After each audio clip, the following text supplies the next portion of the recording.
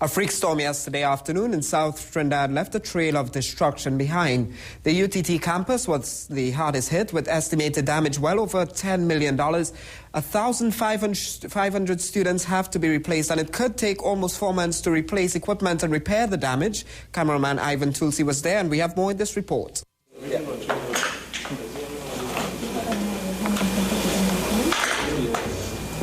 This is where Sunday's violent weather struck hardest. Water soaked and damaged from the collapsing ceiling, millions of dollars worth of equipment destroyed. Most of the equipment which are electronic in nature cannot be reused, but they will have to be replaced. The force of the wind peeled away most of the roof, opening classrooms and labs to the mercy of torrential rains. 5 civil labs, a number of classrooms and offices all badly damaged. They cannot be used, at least not for another 2 weeks. Tertiary Education Minister Fazal Karim says all efforts will be made to minimize the inconvenience to the 1,500 students displaced. As far as possible, we are going to try to move quickly to repair the damage that has been done. Our estimate so far from our engineer or advisor is that it will take approximately 2 weeks to get back up to the state of readiness for classes to take place. The electricity supply to the school has been temporarily shut off to prevent another possible disaster because of the water inundation. Officials say arrangements will be made for some labs to be transferred to other institutions to accommodate students, and a shuttle service will also be provided. Minister Karim said he was awaiting a thorough assessment of the damage before giving a cost, but other officials told us the damage could surpass $10 million.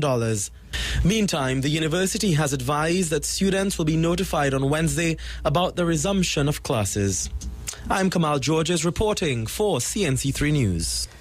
Meanwhile, the Self-Help Commission says close to 25 homes were damaged in south and central Trinidad yesterday following yesterday's storm. This morning, dozens of families were clearing trees that had fallen on their homes and repairing damage to roofs that were blown away or damaged because of the violent winds. Chairman of the Self-Help Commission, Surjadeo Mangru, says that some homes need total rehabilitation and some residents may have to be relocated. Lady Hales Avenue and Train Line in Marabella were hardest hit, with almost 20 homes affected. Grants for hardware material worth up to $20,000 have been given to some residents, and delivery of the material are expected tomorrow. Run that we need to at least provide some kind of safety for the families and of course the children, to ensure that they will be able to go to school tomorrow morning. As you can see, the children are all about today. Their clothes got damaged, soaked and what have you, books and everything. In all, roughly 25 families will need assistance for the repair of their homes. Meanwhile, the PTSD hub in San Fernando was also damaged during yesterday's bad weather. CNC3 understands minor damage was done to the roof, causing leakage. A major street in the city of San Fernando has been closed off to vehicular traffic after a portion of the roadway collapsed this morning. It comes less than 2 weeks after a similar incident along the Beetham Highway in Port of Spain. But some business owners tell us it is the third time in several months this roadway has collapsed for a number of reasons. Cameraman Ivan Tulsi visited Scott Street today, and Kamal Georges brings us this story. Scott Street in San Fernando has grown used to images like this. What started as a 6-inch hole early Monday morning quickly developed into a massive hollow, 15 feet deep, 4 feet wide in the middle of the roadway. It's the third time the road has collapsed in months. The cause is still unknown, but works officials who were on site say a nearby water course could be responsible. It means that there's some water subsiding from the bridge and it's causing water to come into behind the bridge and it's not causing it to collapse. This is a similar situation like in Port of Spain, but this time we cannot say for sure what caused it. Business owner Jacqueline Benjamin of Eat It Restaurant told CNC3 News the last time the road collapsed, it took months before the repair works were completed. She's worried about the impact on her business. Sales will drop by at least 75% because nobody is allowed to come in and out. We'll just have the walking public. Scott Street is one of the major arteries in and out of San Fernando. Traffic was reportedly backed up on other streets as the roadway was closed off.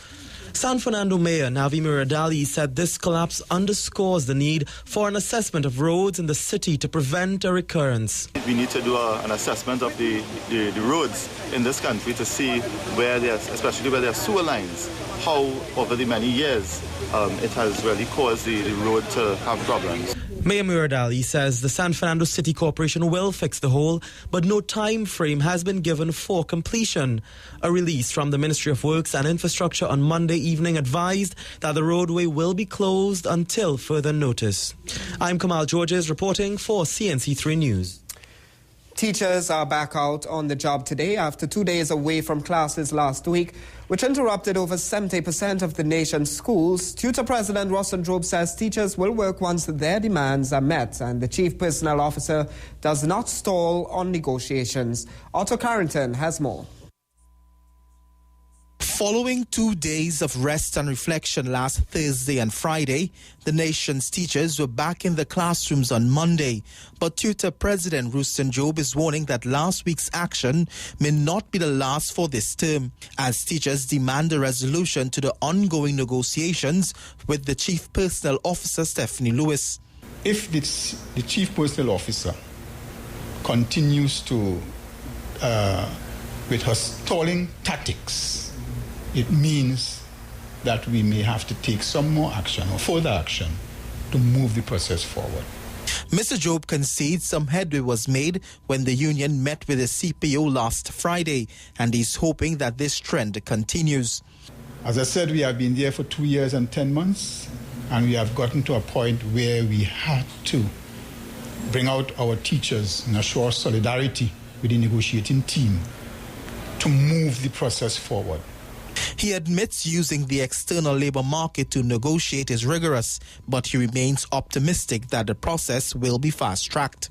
Yes, the teachers are back out, and as I said, when we meet on Friday, we are hoping that the process can move forward.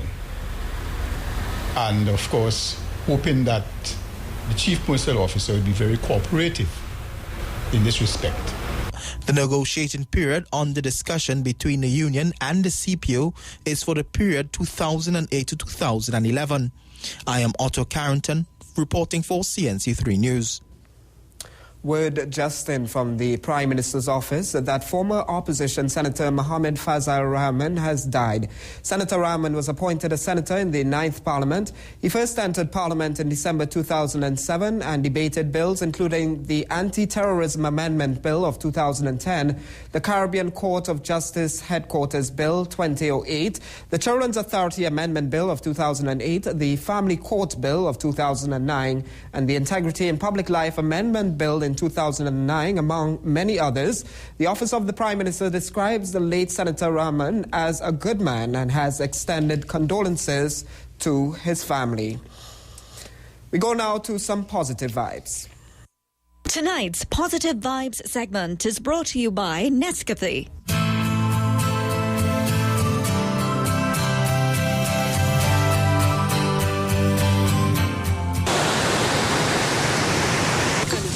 This exercise is not just about removing trash and garbage and debris from the beach. It is about education. Education not just of our employees, but to all our citizens.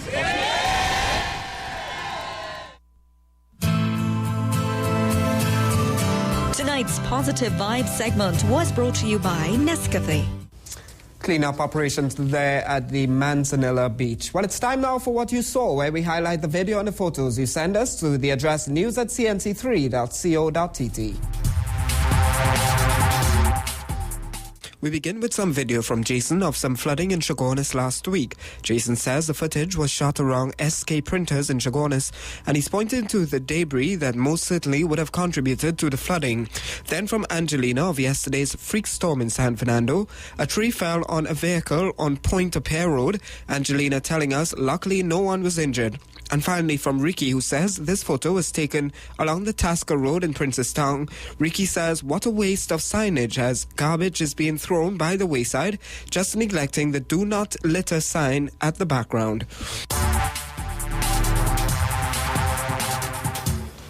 Remember, you too can send us whatever video and photographs you think is important to you. Once it's important to you, it matters to us. And that's all from me. Charlene, Roger, back to you. Okay, Samson, I must admit, I think people see the sign and they throw their garbage at the sign.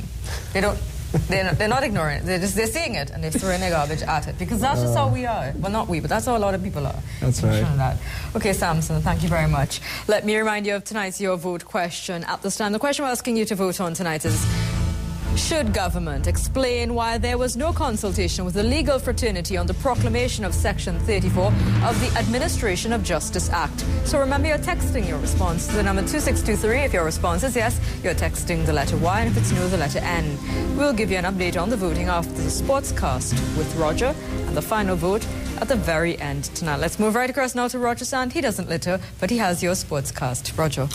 Thank you very much, Charlene. Indeed, coming up after the break on sports, Chris Gayle helps the Windies to defeat Afghanistan in a T20 World Cup warm-up game today, while the Pakistanis stage a dramatic comeback to defeat India in a similar warm-up game.